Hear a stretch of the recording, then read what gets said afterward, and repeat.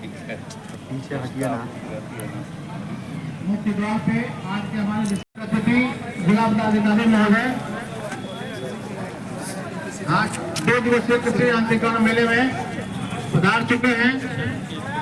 उसी क्षणों करते हैं, कृपया जोरदार तालियों से जिला पदाधिकारी महोदय पश्चिम चंपारण, माननीय विधायक महोदय सुक्ता, जिला के कृषि पदाधिकारी, यहाँ के तमाम कृषि विभाग के जो अधिकारी हैं, कर्मचारी हैं और यहाँ उपस्थित तमाम किसान भाइयों, पत्रकार मित्रों, मैं आप सबको इस अवसर पर, इस मेला के अवसर पर अपनी तरफ से, अपनी पार्टी की ओर से, महागठबंधन की ओर से बधाई देता हूँ और साथ साथ धन्यवाद देता हूँ। तमाम किसान भाइयों का अभिवादन करता हूँ, लाल सलाम करता हूँ। ये तो आज का कृषि मेला जिसमें आप विभिन्न स्टॉल देख रहे हैं, तो हमको अपना बचपन का दिन याद है कि कैसे रातों में धान की दौनी हुआ करती थी और तमाम लोग रात भर परेशान रहते थे, शाम तक दौनी का काम पूरा होता था।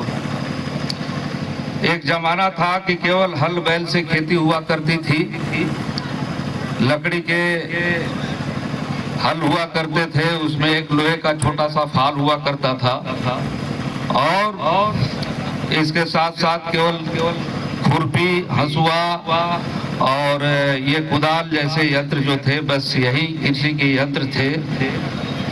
और खेती बाड़ी की वो स्थिति थी कि धान की खेती बहुत ही लेट हो जाती थी।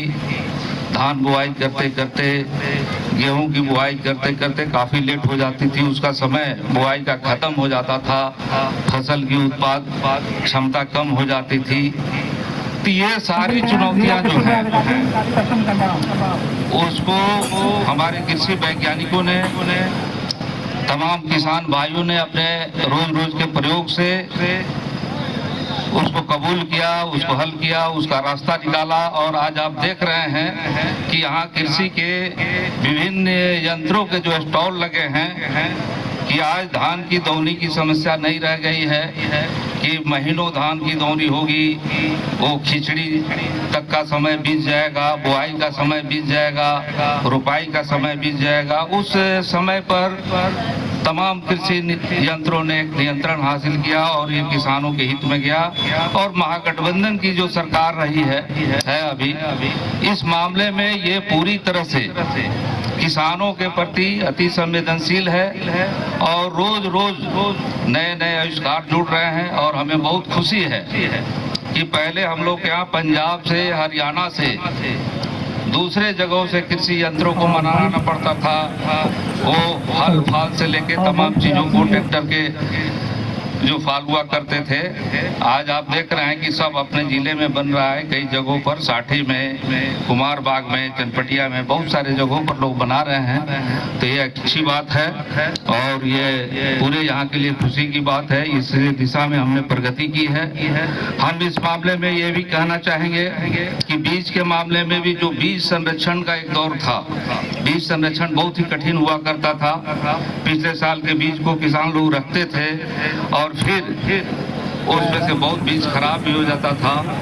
तो उस संकट को भी हमारे कृषि वैज्ञानिकों ने फिर मौसम के हिसाब से, जलवायु के हिसाब से उसमें जो परिवर्तन होने चाहिए बीजों में, उसकी गुणवत्ता बढ़नी चाहिए, इस दिशा में भी एक से एक उन्नत बीज आए हैं और इस मामले में भी खेती बाड़ी में, उसकी उपज में काफी विकास हुआ है। तो ये तमाम चीजें हैं कि जो चुनौतियां सामने आई थी यंत्रों के मामले में, बीज के संरक्षण के मामले में, खेतों की जुताई के मामले में, सिंचाई के मामले में, लगातार इसमें सरकार जो है प्रगतिशील है और सिंचाई के नए यंत्र भी आए हैं। तमाम क्षेत्रों में आज बिजली से भी पूरा तौर पे सिंचाई की व्यवस्था की जा रही है। ये तमाम काम हुए हैं और इस दिशा में हम समझते हैं कि खेती बाड़ी के क्षेत्र में एक क्रांति ला रहा है। साथ ही हम ये कहना चाहेंगे कि ये तो एक पक्ष की बात है, दूसरी तरफ सरकार का एक और प्रबंधन का पक्ष होता है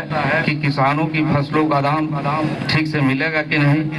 तो ये पूरे देश में एमएसपी की जो लड़ाई है वो किसानों ने लड़ी दिल्ली में, और मोदी सरकार ने उसको स्वीकार करके भी फिर एमएसपी की गारंटी नहीं किया।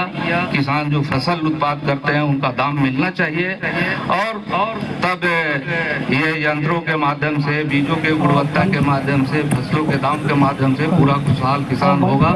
पूरे मानव सभ्यता को हम आगे बढ़ाएंगे। तो इसी दिशा में हम ये कहेंगे कि एमएसपी भी मिलना चाहिए, केंद्र सरकार इसकी गारंटी करे, और कर्ज मुक्ति भी होना चाहिए किसानों का। लाखों करोड़ रुपया कॉर्पोरेट जगत का, अंबानी का, अडानी का माफ किया जाता है, किसानों का भी माफ होना चाहिए। तो हम ये कहना चाहेंगे, और फिर एक बार सबको आपको धन्यवाद।